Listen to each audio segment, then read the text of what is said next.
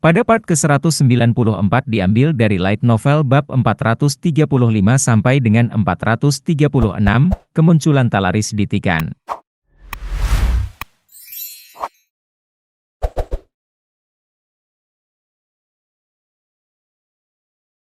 Mort muncul di tengah langit entah dari mana, seolah membelah langit menjadi dua.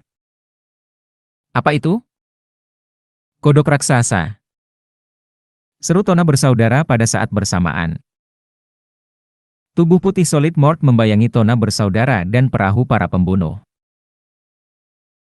Meskipun mereka berteriak karena terkejut, Tona bersaudara tahu betul bahwa Mort, si katak putih, adalah monster pemanggil Talaris. Ini adalah pertama kalinya mereka melihatnya secara langsung, dan mereka secara refleks berteriak mengingat situasinya. Mata sang kapten juga melebar di balik tudungnya. Nyonya istana tersembunyi, Talaris Endorma.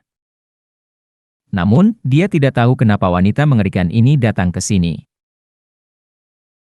Kapten belum mendengar apapun tentang Tona bersaudara dari para tetua, tapi menangani variabel tingkat itu bisa dilakukan.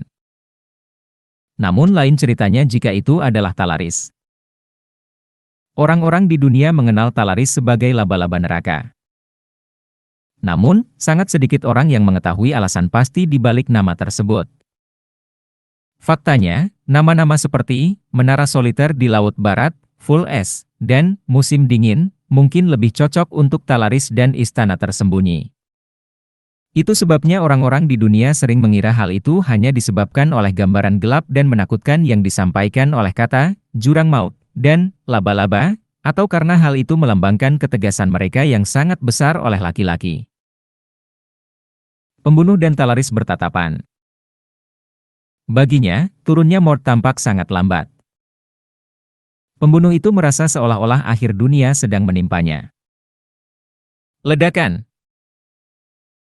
Sebelum empat kaki besar Mort bisa menyentuh laut, suara sesuatu yang membeku dengan cepat terdengar. Itu adalah suara laut yang membeku di dekat Tikan. Hawa dingin putih memancar dari Talaris dan menutupi laut seperti sarang laba-laba. Hujan deras membeku, dan ombak mereda.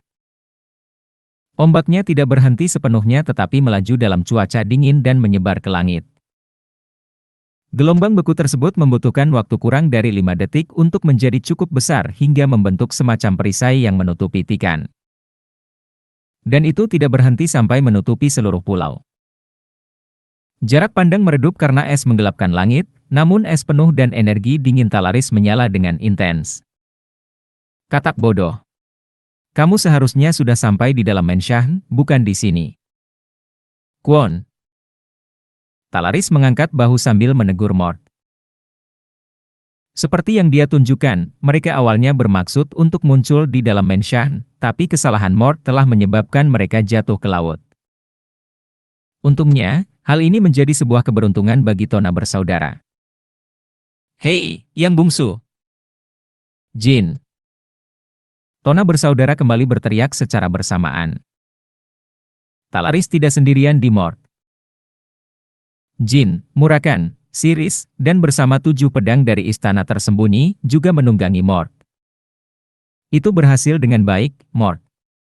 Ini bukan tempat yang tidak pantas. Ledakan. Sepertinya orang-orang lemah ini mencoba memperjuangkan menantuku, ya? Aku bangga padamu, Saat Talaris berbicara, si pembunuh dengan cepat bergegas menuju Tona bersaudara.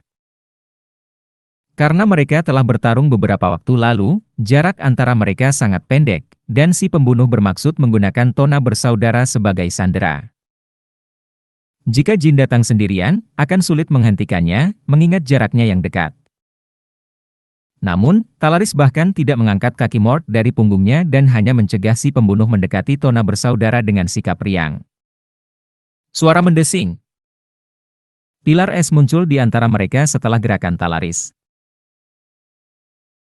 Pembunuh itu dengan putus asa mengayunkan pedangnya tetapi tidak bisa memecahkan kebekuan, dan Tona bersaudara dengan cepat menuju ke arah Mort. Itu tidak sopan ketika seseorang sedang berbicara. Apakah kamu baik-baik saja, saudara? Tona bersaudara mengangguk penuh semangat. Mau tidak mau Jin merasakan campuran emosi yang aneh saat dia melihat tindakan mereka. Mereka sangat menyiksaku di kehidupanku yang lalu, tapi sekarang, mereka berjuang untuk melindungi rekan-rekanku. Kami baik-baik saja. Semuanya berkat kamu. Tanggapan mereka penuh dengan semangat baru. Ping, ping. Tetesan air hujan, yang berubah menjadi hujan es karena hawa dingin, terus-menerus menghantam tirai es, menciptakan suara yang menyenangkan. Akan sulit bagi saudara-saudaraku untuk bertahan hidup jika kami datang sedikit terlambat. Pasti ada musuh yang tersebar di dalam Tikan, jadi teman Jin tidak bisa keluar tanpa cedera. Tidak diragukan lagi, korban sipil akan berjumlah besar. Jika bukan karena Talaris, Jin akan tiba di sini ketika serangan telah berakhir. Tuan Muda, kami tidak dapat menggunakan gerbang transfer karena kondisi cuaca buruk di wilayah Tikan. Istana tersembunyi. Bagaimana dengan gerbang transfer menuju istana tersembunyi? Percakapan Jin dengan Butler Petro sebelum tiba di Tikan. Gerbang transfer antara istana tersembunyi dan Rankandel dapat langsung digunakan, dan untungnya Jin dapat meminta bantuan Talaris. Apalagi berkat hubungan langsung, burung merak 7 warna, Lukas Manfran, Talaris sudah mengetahui situasi sebelum Jin tiba. Bahkan jika Jin tidak datang mencarinya, Talaris akan menggerakkan Mort untuk membantu Tikan. Istana tersembunyi adalah sekutu Jin yang paling dapat diandalkan sejak Talaris menunjukkan segel, Elona Zipley, atau bahkan lebih awal ketika dia mulai tertarik pada Jin. Anak perempuan. Ya ibu. Kamu, bersama menantu laki-lakiku dan 7 pedang istana tersembunyi, melindungi bagian dalam pulau. Dipahami. 7 pedang istana tersembunyi, bergerak cepat ke pedalaman Tikan. Tujuannya adalah untuk melindungi pasukan dan warga sipil Tikan, dan jika mungkin, menaklukkan musuh tanpa menggunakan kekerasan yang berlebihan. Seperti yang kamu perintahkan. Sayang. Tidak, Opa tampan, bagaimana kalau kamu berubah menjadi wujud aslimu dan menilai situasinya? Ya, aku memang berencana melakukan itu. Tapi siapa yang kamu panggil? Sayang. Hehe, maaf. Murakan berubah, memperlihatkan sayapnya yang hitam dan besar. Jin naik ke punggungnya dan menjangkau Tona bersaudara. Bagaimana kalau kamu ikut denganku dan membantu? Tona bersaudara menanggapi dengan ekspresi yang mengatakan, apakah kita benar-benar akan menunggangi naga hitam besar, dengan sedikit kegembiraan? Murakan memutuskan untuk menggoda mereka sedikit. Bagaimana para bajingan ini akan menunggangiku? Sebaiknya kamu berpegangan erat-erat, atau aku akan menjatuhkanmu, paham? Desir. Murakan naik ke udara. Dan Siris dan 7 pedang dari istana tersembunyi mengendarai Mort menuju ke dalam Tikan. Hanya Talaris dan si pembunuh yang tetap berada di luar. Apakah Anda lebih suka menyerah dan mati tanpa penderitaan, atau Anda lebih memilih melawan dan mengalami kematian yang kejam? Saya harap Anda memilih dengan bijak. Talaris mengarahkan full ice ke si pembunuh. Pilihan untuk bertahan hidup dan keluar hidup-hidup telah hilang bagi si pembunuh dan teman-temannya setelah kemunculan Talaris. Pembunuh itu menyesuaikan posisinya. Dia mengeluarkan energi yang luar biasa. Orang di depannya adalah Talaris, tapi dia bukanlah siapa-siapa tanpa nama yang bisa menghilang tanpa jejak. Bagaimana mungkin penguasa istana tersembunyi bergerak demi pembawa bendera ke-12 Rankandel? Bisakah aku mengerti kalau kamu memilih yang kedua, kan? Desir. Talaris meluncur di atas es dan mengayunkan full ice. Pembunuh itu memblokir serangan itu dan menyebarkan energi pedangnya. Tentu saja, Talaris tidak mengerahkan seluruh kekuatannya dalam serangan pertamanya, tapi dia tidak menyangka si pembunuh akan bertahan dengan begitu rapi. Menantu laki-lakiku mengatakan sesuatu sebelum datang ke sini. Dia yakin Dewan Tetua telah mempekerjakanmu. Dia mengira kamu mungkin adalah tentara bayaran Raja Hitam atau dari tentara bayaran Amela, tapi sepertinya tidak seperti itu sama sekali. Talaris telah bertempur dalam banyak pertempuran di masa mudanya melawan Black King Mercenarius dan Amela Mercenarius. Tapi pola yang dia lihat pada pedang pembunuh itu benar-benar berbeda dari apa yang dia temui di masa lalu. Dan pedang itu memancarkan perasaan yang jauh lebih familiar dibandingkan tentara bayaran Raja Hitam atau Amela. Assassin, pernahkah kita bertemu di suatu tempat sebelumnya? Rasanya familiar. Meskipun mereka terlibat dalam pertempuran sengit, si pembunuh tidak punya waktu untuk menjawab pertanyaan seperti itu. Dia mengerahkan seluruh kekuatannya, sementara Talaris menghadapinya dengan mudah. Aku penasaran. Bagaimana kalau mengungkapkan organisasi mana yang kamu ikuti? Talaris meningkatkan langkahnya, dan postur pertahanan si pembunuh menjadi semakin berbahaya. Talaris, dipersenjatai dengan full ice, hampir tak terkalahkan di lautan. Selain kemampuan fisiknya yang unik sebagai ksatria kelas 1 bintang 10, kekuatan full ice yang memancar dari segala arah tanpa henti menekan si pembunuh. Desir. Seketika, energi pedang Talaris menyapu pipi kanan si pembunuh. Tudung si pembunuh terkoyak, dan wajahnya terlihat. Talaris terkejut pada saat itu. Kulit wajah si pembunuh tampak meleleh. Itu hampir menutupi matanya, bibirnya hampir menghilang, memperlihatkan giginya bahkan tanpa dia membuka mulutnya. Telinganya telah hancur dan tidak terlihat sama sekali. Bahkan musuh pun tidak melakukan hal seperti ini. Napasnya yang sesak terdengar seperti ada masalah pada sistem pernapasannya. Haa. Pembunuh itu tersentak, dan Talaris menghentikan serangannya. Kadang-kadang, dia melihat wajah yang terlalu familiar di antara fitur-fiturnya yang hancur. Kamu. Tidak mungkin. Mata Talaris tiba-tiba membelalak. Dia ingat siapa dia, atau lebih tepatnya, afiliasinya. Bukankah kamu seorang Execution Knight of Rankandel? Kita pernah bertarung sebelumnya, kan? Talaris mengangguk seolah memahami apa yang terjadi. Ah, kamu bukan lagi seorang ksatria eksekusi, kamu pasti berada di pengasingan, melihat wajahmu seperti itu. Gaya bertarungmu sepertinya cukup unik. Ya, aku ingat sekarang. Itu sudah lama sekali, tapi aku ingat bertarung melawan kamu. Saat itu, kamu adalah pemimpin divisi pertama ksatria hukum. Namamu adalah... Saya tidak punya nama. Kenapa tidak? Kurasa aku ingat. Pembunuh itu berbicara setelah merobek tudungnya dan memakainya seperti topeng. Tak satu pun dari kami yang bisa bertahan sejak Anda datang ke sini. Anda dapat membunuh kami secara brutal atau tanpa rasa sakit, sesuai keinginan Anda. Pedang pembunuh itu memancarkan panas yang hebat lagi. Talaris menyeringai jahat, melihat tekad si pembunuh. Kenapa aku harus membunuhmu? Akan lebih baik jika kamu tetap hidup jika memungkinkan. Apa yang kamu bicarakan? Nyonya istana tersembunyi. Jika semuanya berjalan baik, menantu laki-lakiku mungkin akan memanfaatkanmu. Untuk saat ini, berdoalah. Berdoalah agar anak buahmu tidak merugikan umat menantuku. Kalau begitu, aku tidak bisa hidup tanpamu meskipun aku menginginkannya. Talaris terus berbicara, memperluas energi dinginnya ke arah si pembunuh. Rasa dingin menyebar seperti jaring laba-laba dan dengan cepat menyelimuti si pembunuh. Dia mencoba melarikan diri tetapi mendapati dirinya tidak berdaya dalam upaya putus asa untuk menghindari pedang Talaris dengan kaki terikat. Kok? Hanya dalam beberapa detik, si pembunuh terjebak dalam kristal es penuh, tidak bisa bergerak. Dia hampir tidak bisa menggerakkan bola matanya di dalam es setelah beberapa saat.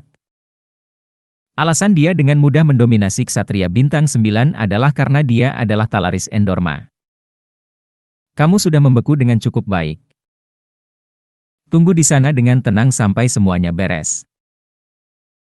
Jangan pernah berpikir untuk bunuh diri atau menghancurkan diri sendiri.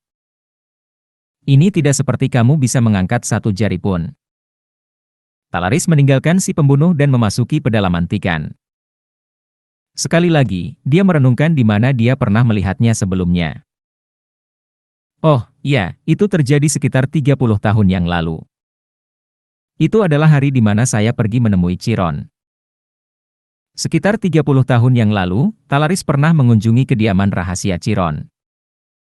Satu-satunya alasan Talaris mencari Chiron saat itu adalah untuk berduel.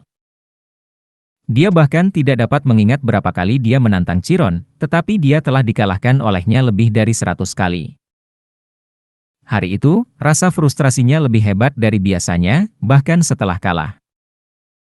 Akibatnya, dia terus menimbulkan keributan bahkan setelah duel berakhir dan bertekad untuk menyelesaikan semuanya untuk selamanya. Dia menerobos ke tempat persembunyian rahasia Chiron, menghinanya, dan bersikeras melawannya sampai mati. Dengan baik, itu adalah bab yang cukup kelam ketika saya memikirkannya sekarang. Saat itu, aku merasa akan menjadi gila jika tidak melakukan hal seperti itu. Dalam 1000 tahun terakhir, istana tersembunyi telah melampaui kekuatan Rankandel. Namun tidak jarang penguasa istana tersembunyi memiliki kekuatan yang melebihi kekuatan Patriark Rankandel. Talaris juga menginginkan tujuan tersebut dan menantang Chiron setiap hari. Namun, dia tidak pernah berhasil. Bagaimanapun, Chiron telah menoleransi Talaris yang sulit diatur. Talaris. Daripada bercita-cita mengalahkanku, lebih baik bermimpi melampaui Rankandel.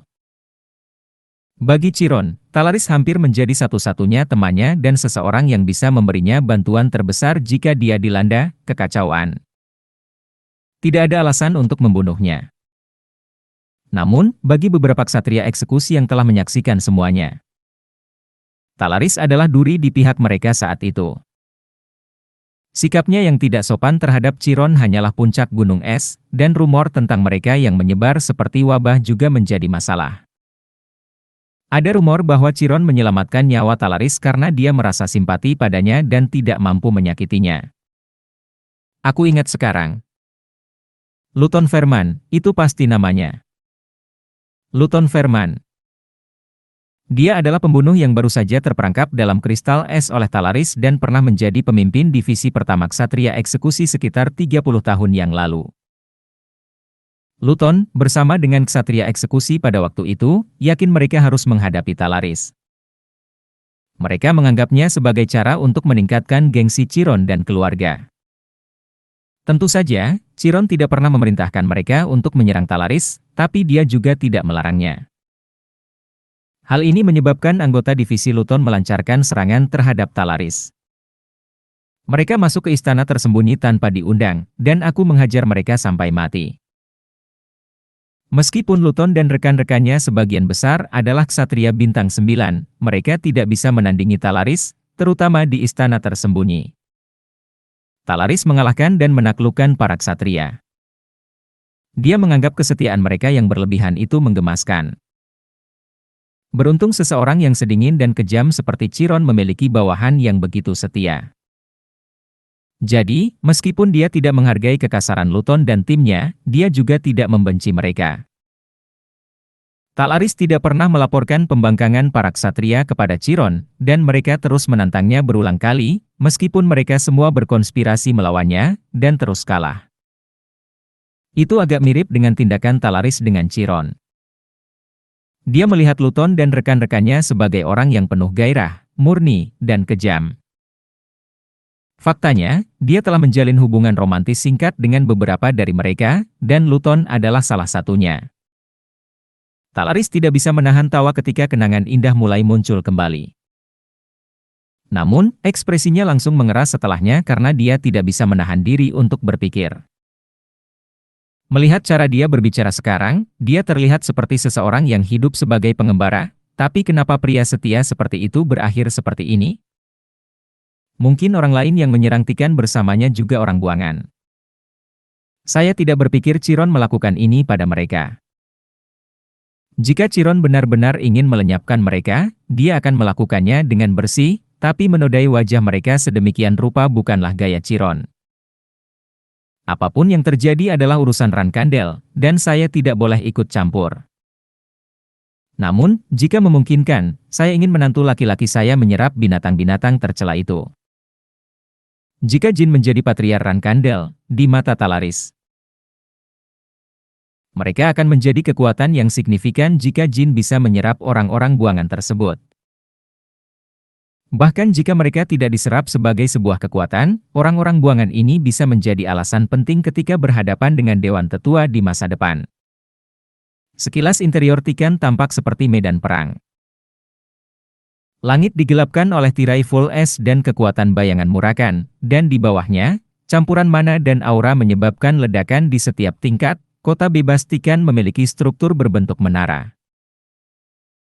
Namun bertentangan dengan tampilannya, interiornya tetap tidak terluka. Ini berkat penguatan dari istana tersembunyi dan fakta bahwa wilayahnya kecil, sehingga memudahkan naga untuk memeriksanya dengan cepat dari udara. Murakan dan Kuikantel terbang antar level, menyelamatkan warga sipil yang tidak berhasil menghindari kekacauan. Jin, Siris, 7 pedang istana tersembunyi, Tona bersaudara, dan rekan-rekan Tikan menahan para pembunuh. Talaris mengendarai full ice dan dengan cepat memeriksa semua level. Dia meminjamkan kekuatannya kepada mereka yang tampaknya membutuhkannya. Menantu laki-laki, aku telah mengetahui siapa para penyusup ini. Talaris mendekati Jin dan mulai berbicara tetapi berhenti di tengah kalimat karena dia belum pernah melihat Jin dalam keadaan seperti itu sebelumnya. Jin yang membunuh para pembunuh memiliki wajah yang hampir seperti setan. Kedalaman kemarahan dan haus darahnya begitu mencengangkan sehingga Talaris pun merasa terkejut. Dia sangat mirip ayahnya di bagian ini. Dia pernah melihat hal serupa di masa mudanya ketika Chiron dipenuhi dengan kebencian setelah kehilangan rekan-rekannya. Mungkin apa yang dia lihat pada Jin bahkan lebih intens. Lagi pula, masih belum ada konfirmasi mengenai adanya korban di antara rekan-rekannya. Meskipun para pembunuh tersebut tidak semuanya mantan ksatria eksekusi, mereka semua adalah individu yang sangat terampil. Namun, Jin dengan mudah memotongnya seolah-olah itu adalah daun mati. Kalian orang-orang malang berani menyerang di sini. Jin dengan cepat menoleh untuk melihat Talaris. Dia terlambat merasakan kehadirannya dan berhasil mendapatkan kembali ketenangannya. Dia menekan kembali emosi yang telah menguasai akal sehatnya. Saya minta maaf, Nona Talaris. Saya tidak mendengarkan Anda dengan baik. Harap ulangi apa yang Anda katakan. Saya menyebutkan bahwa saya telah menemukan identitas para penyusup ini. Mereka adalah orang buangan dari Rankandel. Aku juga curiga. Hanya ada sejumlah organisasi yang mampu memobilisasi tentara bayaran sekaliber ini. Beberapa dari mereka, termasuk yang baru saja aku hadapi di luar, mungkin memiliki masa lalu sebagai mantan ksatria eksekusi. Sebelum mempertimbangkan untuk memusnahkan mereka semua, bukanlah ide yang buruk untuk berbicara dengan mereka jika kekalahan Tikan tidak terlalu besar. Beberapa di antaranya tidak seburuk yang kuingat. Jin mengangguk. Aku akan melakukan itu, Nyonya Talaris. Sepertinya kamu telah berubah menjadi iblis yang marah beberapa saat yang lalu, tetapi kamu memulihkan ketenangan dengan sangat cepat. Jin dengan canggung tersenyum mendengar kata-kata Talaris. Itu adalah sebuah kesalahan. Aku sudah bersiap menghadapi kemungkinan hal seperti ini terjadi, tapi tidak mudah mengendalikan amarahku saat menghadapinya secara langsung. Bagaimana jika Talaris tidak hadir? Bagaimana jika Mort tidak bisa menggunakan lompatan dimensional dalam situasi saat ini? Bagaimana jika dia berada di tempat di mana dia tidak bisa menerima kabar terbaru dari Kashmir dan Petro? Asumsi ini memicu kemarahan Jin. Untungnya, sepertinya tidak ada kerusakan yang berarti dari apa yang saya amati saat datang ke sini. Sejauh ini belum ada satupun korban jiwa yang terlihat. Bahkan di kalangan warga sipil. Ya.